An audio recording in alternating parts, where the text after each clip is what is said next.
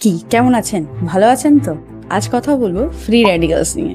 Free র্যাডিক্যালসের ব্যাপারে নিশ্চয়ই শুনেছেন যে শরীরে যদি ফ্রি র্যাডিক্যালসের মাত্রা বেড়ে যায় অনেক ক্ষতি হয়ে যাবে, কমানো উচিত, নাহলে অনেক সমস্যার সৃষ্টি হতে পারে। তাহলে আজকে জানবো ফ্রি র্যাডিক্যালস কি। আমি ডায়েটিশিয়ান দেবারতী, তোমাদের স্বাগত জানাই আমার চ্যানেল খাদ্য রহস্যতে।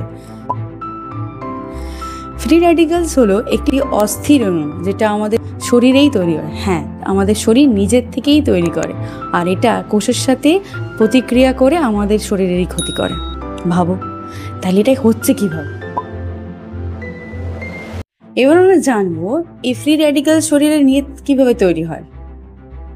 1 নম্বর হচ্ছে শরীরে স্বাভাবিক কাজেই তৈরি হয়ে যায়, যেমন এই শ্বাস প্রশ্বাস নেওয়া, খাবার হজম।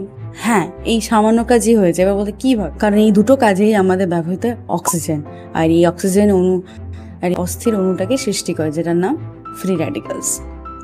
দ্বিতীয়ত হচ্ছে যা পলিউশন একটা কারণ।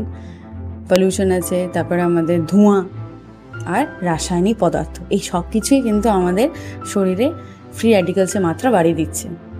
3 নম্বর ইউভি রেজ, ওই জন্য বলেছিলাম একটু সানস্ক্রিন লাগিয়ে বেরোবে, এটাও কিন্তু ফ্রি র্যাডিক্যালস বাড়িয়ে দেয়। 4 নম্বর স্ট্রেস, মানসিক চাপ। আগেও এই ব্যাপার নিয়ে আমি কথা বলেছি, আমাদের সবার জীবনেই স্ট্রেস আছে, তাই এতটা স্ট্রেস নেব না যাতে শরীরের ক্ষতি হয়। 5 নম্বর হচ্ছে ধূমপান আর মদ্যপান।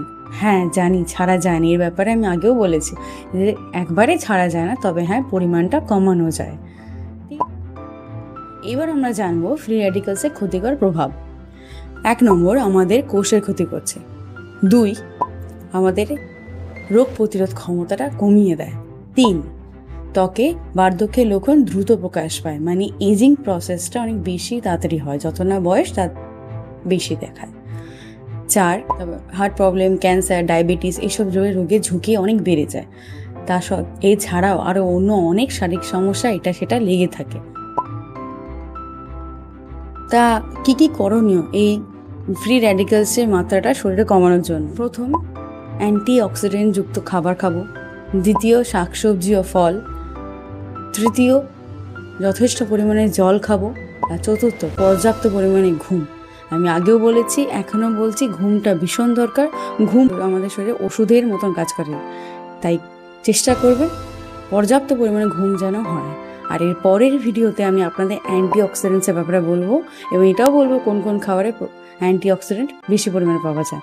তাই ততদিন ভালো থাকুন, সুস্থ থাকুন আর আনন্দে থাকবেন।